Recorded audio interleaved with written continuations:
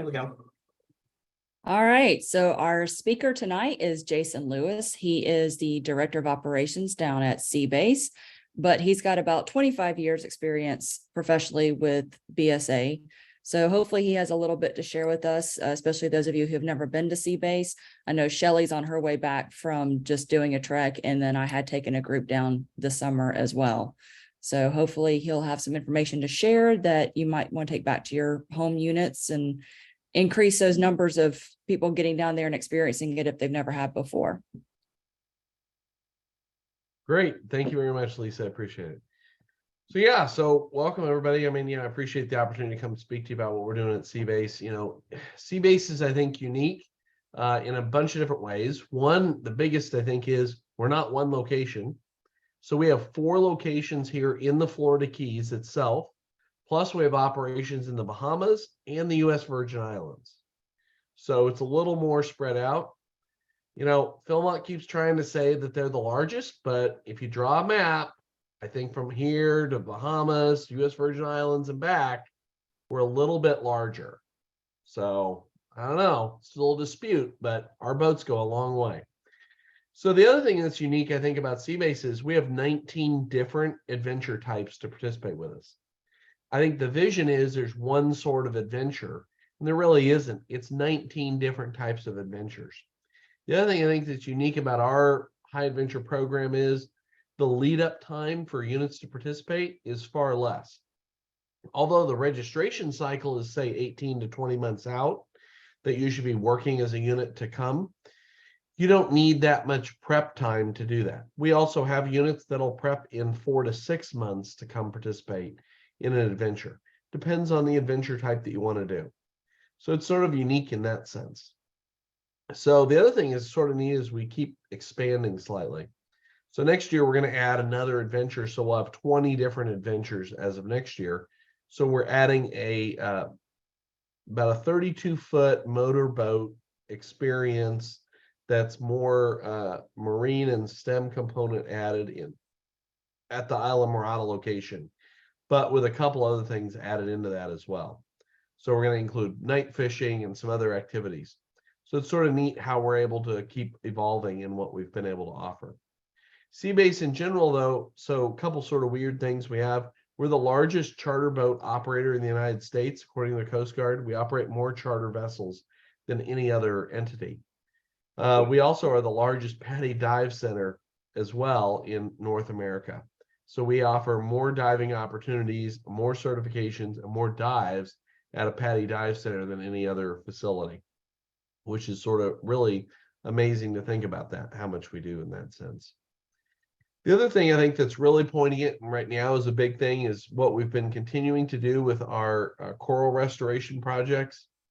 So that's been a big project for us and sort of a focus that we've had and continued challenge. So if you don't know, from north of Miami all the way down to the Dry Tortugas, which is out past Key West by another 90 nautical miles, that is the barrier reef that is here. It's the largest barrier reef in North America. And if you go back to about 2016, in 2016, 7% of that barrier reef had live coral on. Okay. So here's a question for you. What is a coral? Is it an animal? Is it a rock? Is it a plant? The animal. Animal. Okay. Any other votes? 100% animal. Everybody's. I'll go with plant. Okay, going plant. Anybody else? That's it. It's an animal or a plant. No rock options. Nobody. Okay, you're 2/3 right because it's an animal, a plant, and a rock. It's all three. It's a trick. So it's sort of a unique concept or a unique animal of what it is. Its skeleton, right, is what becomes the reef. It's the dead coral that become and grow into the reef. And as it grows, its dead and body that it's left behind is what's create that reef. The thing is, what color is coral? Anybody know? I'd say there are different colors. Okay. oranges and reds and Okay, Well, they're actually all white. What that's the skeleton. what provides the color is the extra animal that's beneficial to it that lives inside of it. So part of what the coral does is inside of the coral is a colony of animals that are living there.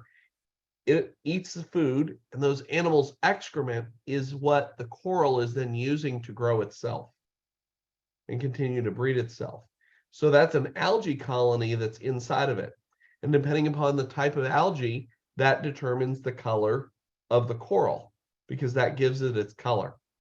The other thing that that means is that if that colony collapses and it loses its viability anymore, that the entire coral ends up dying because there's no food source anymore.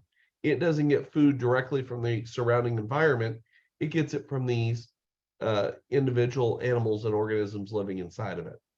And then that's what provides the nutrients that it needs to grow. So one of the components that's been a challenge down here is in 2016, you had 7% of the reef was still covered with live coral on average over the whole area. Some of it was down to 0.4%, some of it was at 23%. So it was a big variety of coral coverage. And so then if you fast forward to like last year, the estimate was that we were at 2% last year. Well, anybody guess where we're at today now?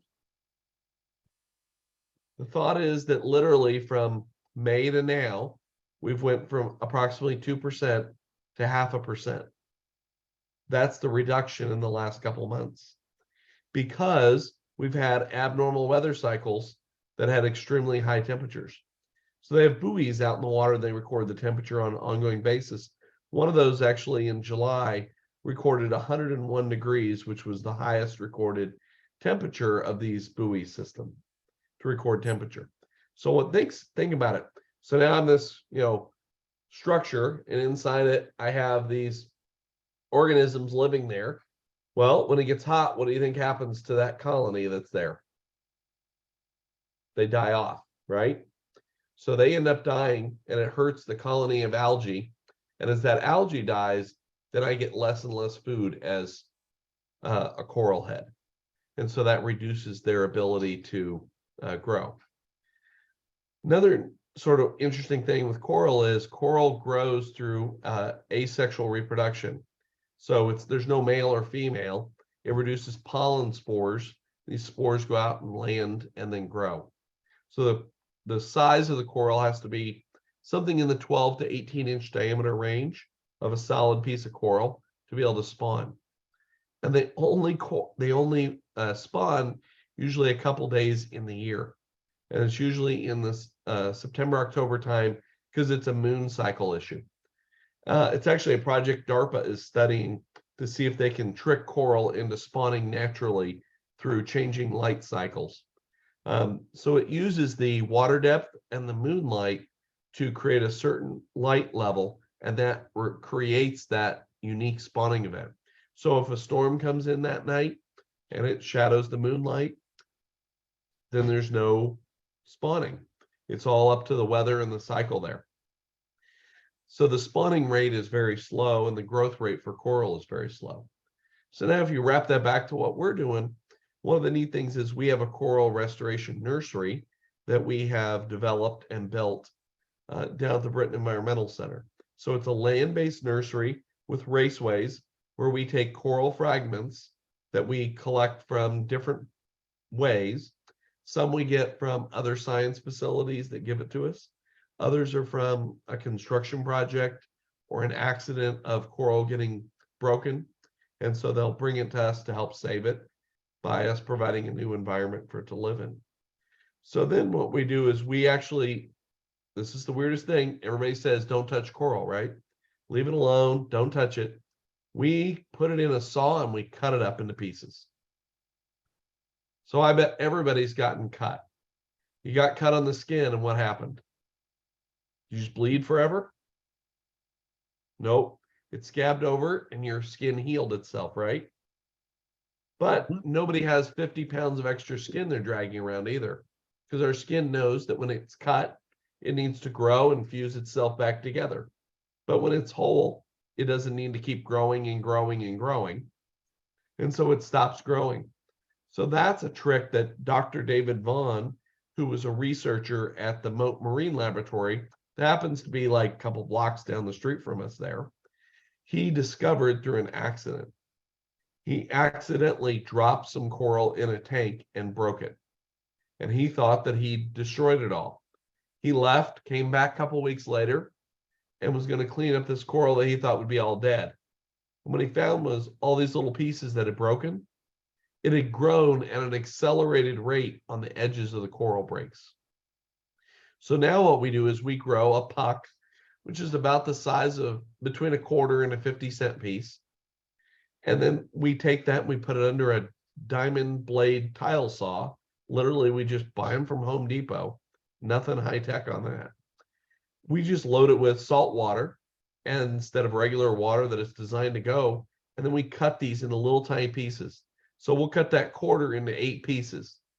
And then we use a version of super glue that's water-based activated instead of air activated.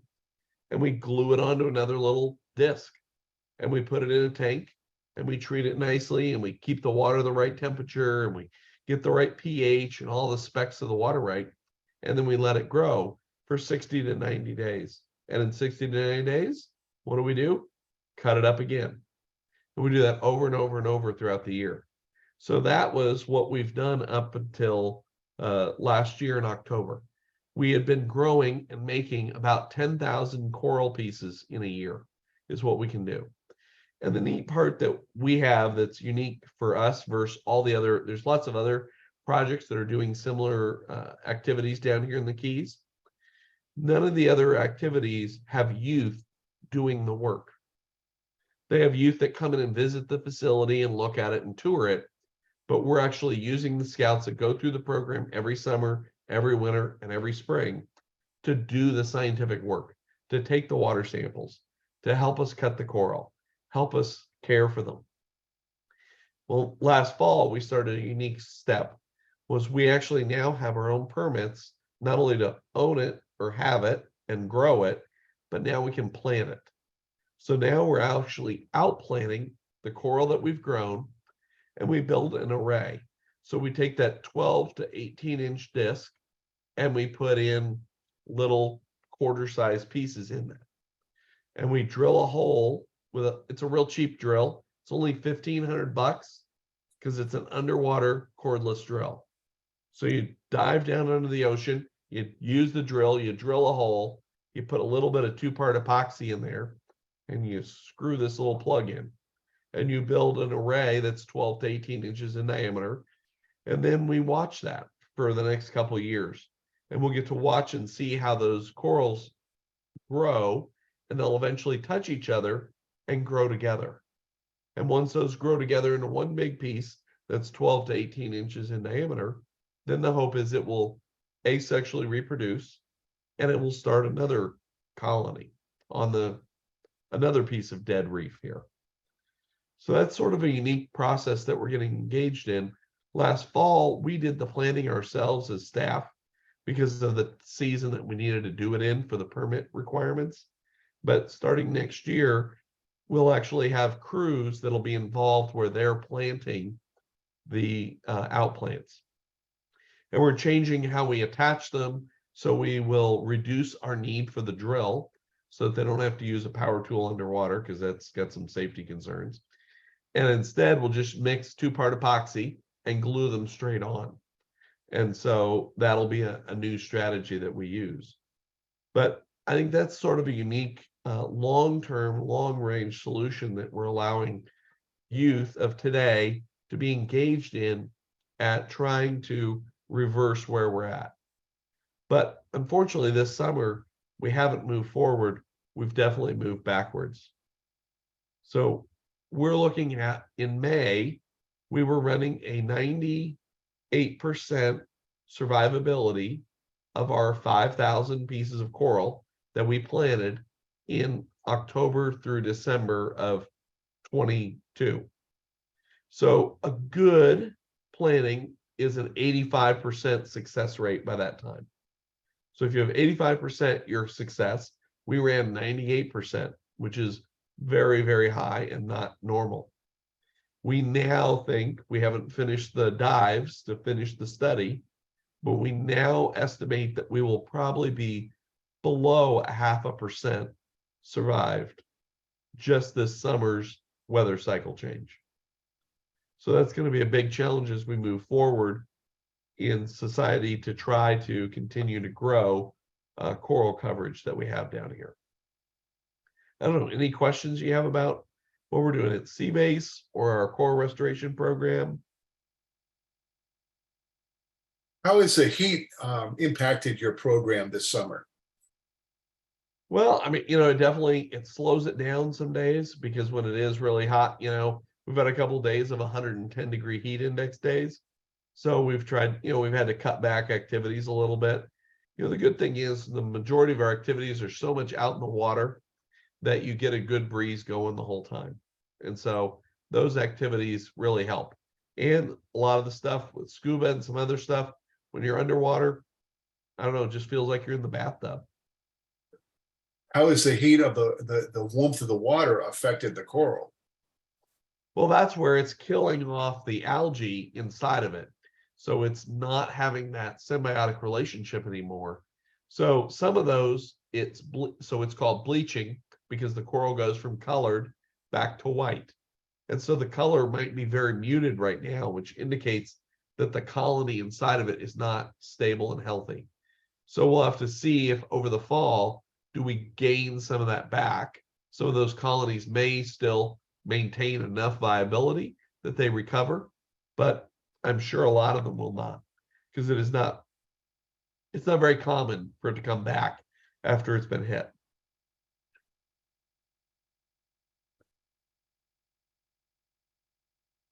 So did you say that you had of what you planted, almost all of it has died? Yeah, we're talking Died. about a 0.5% of 5,000 pieces that we planted Wow. is what's left. When yet in May, we were at 98% success rate by May. And it's just between May and now that success, it's because of the warm temperatures that we had in water temp during the month of July that has really impacted that. And it's done it for a lot of other people.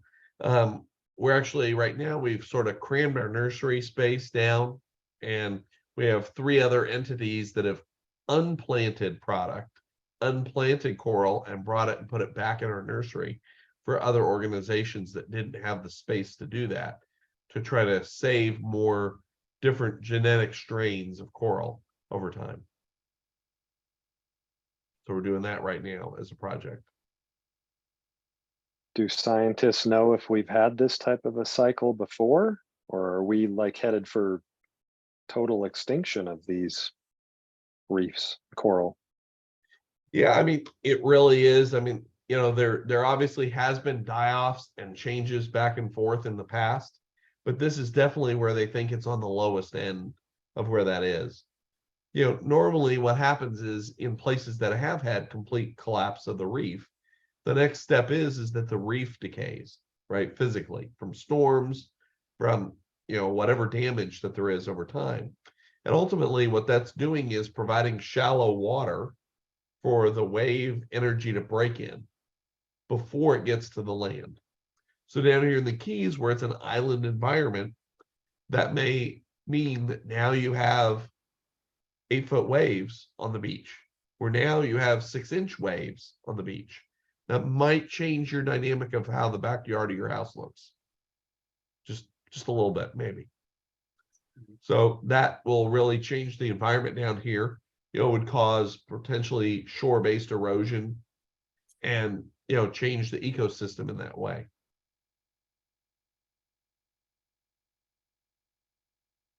So it'll be a profound effect as it moves forward. I mean, it's a lot of time in our lifetimes, right? Because this is closer to a geological time that you're trying to look at stuff in this. Coral doesn't use our life cycle as a thing. It's a lot slower process, but still something we'll have to continue to work on as we go forward.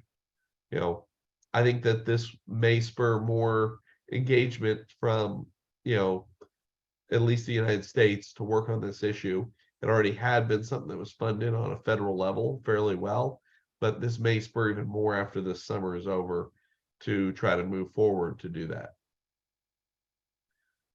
Because it'll be a major impact. It won't just affect the Keys, it'll affect Miami and Fort Lauderdale and north like that area. So, you know, that's a huge economic impact to those areas. If all of a sudden they now have new coastal challenges.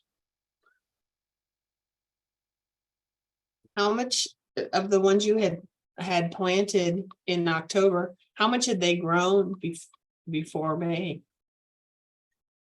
So, you know, so when we have them in the nursery, they grow from, you know, I don't know, the size of a pea to the size of a quarter in about 90 days.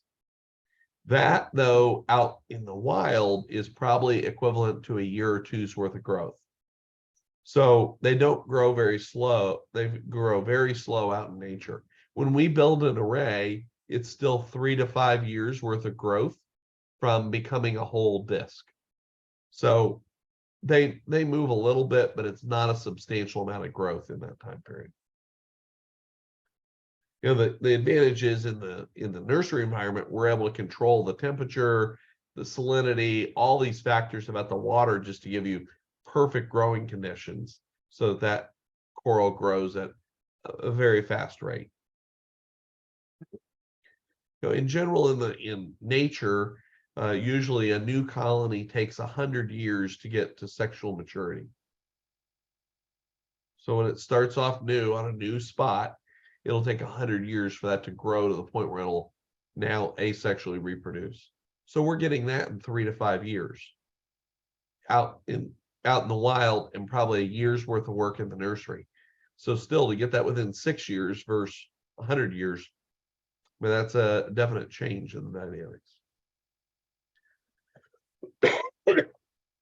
Some of the change too will need to be is, you know, Moat Marine and some other places, they have programs where they're doing different research on coral, where they're stressing coral through changing the water conditions to not be ideal, and with the hopes to find genetic strains that like what we predict the water chemistry and water cycle to be in the future. So if we can predict and find a coral that likes 94-degree water, then that could be something we could plant now so that in the future it's able to be resilient to a higher water temperature based event, as opposed to what we have now that doesn't like that temperature of water right now. So I think, you know, otherwise in general about sea-based participation, you know, we have the ability for families to come participate. We're one of the few sites with Family Adventure Camp where we provide non-scouting related families the opportunity to come down here and participate in activities and program throughout the Keys. And that is year round, basically. We offer that from October through beginning of May. And then with our winter, spring, and summer programs that we provide, you know, we have a real variety of stuff. You know, your discussion about, you know, staff being home from Philmont already, and yet we've still got another 10 days worth to go before we have our last crew arrive. So we still have a ways to go for that. We usually start before and run till after any of the other crews, any of the other bases in the country. Plus we do the winter program and we operate spring. We start our spring season on February 20th and we run clear through the end of April, solid with program as well. So it's sort of unique. The biggest challenge, I think, for participation with us is it still is a unit activity, that it's not designed for individual scouts to participate. And if they want to participate as an individual scout, they have to find a unit that they can connect with to still come and participate with us. Yeah, Jim? I'm just curious, do you think they'll, I know they sunset the OA Ocean Adventure. What's the plan with that moving forward?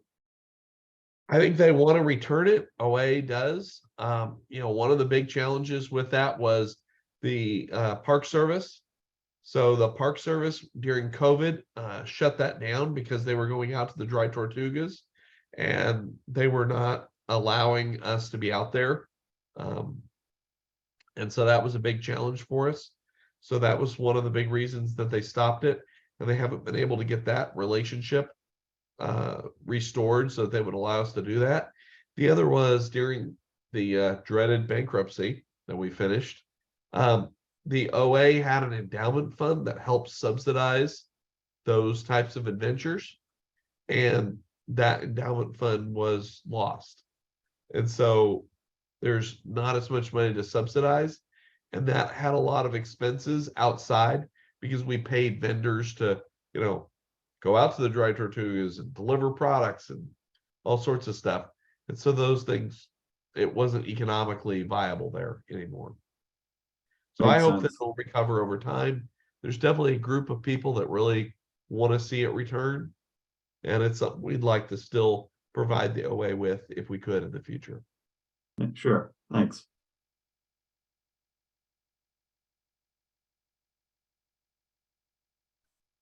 I don't know. Anything else you'd like to know about Sea Base? I don't know. We have more days of sun than any of the other bases, and we guarantee no snow. If it snows, it's fine. We'll take care of it. No snow. I don't know the other bases, they can't guarantee that every day of the year,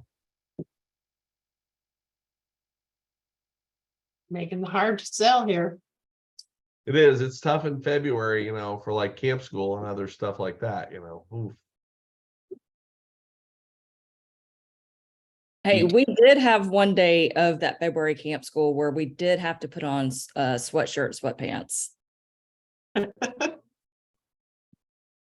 Yeah, it does. That's rough. It's rough like that. I know. Yeah, we get, 5 or 6 days a year where you do have to whip out the pants, It's rough.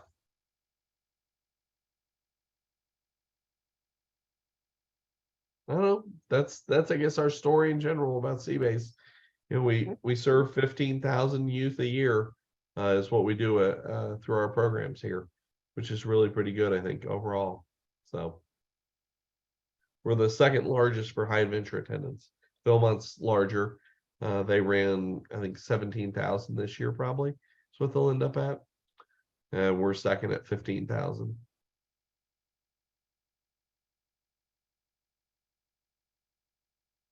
So are you still going out and planting some of the pieces from the nursery, or has that hold been put on that for the moment? Yeah, nobody's planting anything now. I mean, everybody's growing and fracking and doing stuff like that, but nobody's wanting to put anything in the water right now because it's just the risk of the water temp right now has got everybody scared, to wait. So we'll probably wait and push that off till October, November, and then, October, November time, go back into a planting cycle and see what we can do then. I mean, there's not much to do other than to plant again and hope that, is this a once in a 10-year cycle, right? Is this a once in a 50-year cycle that this weather was this hot and created these water temperatures?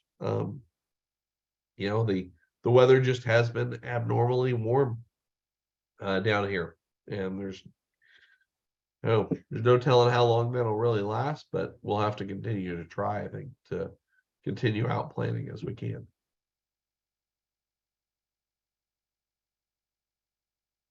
If there's nothing else, I'm going to stop the recording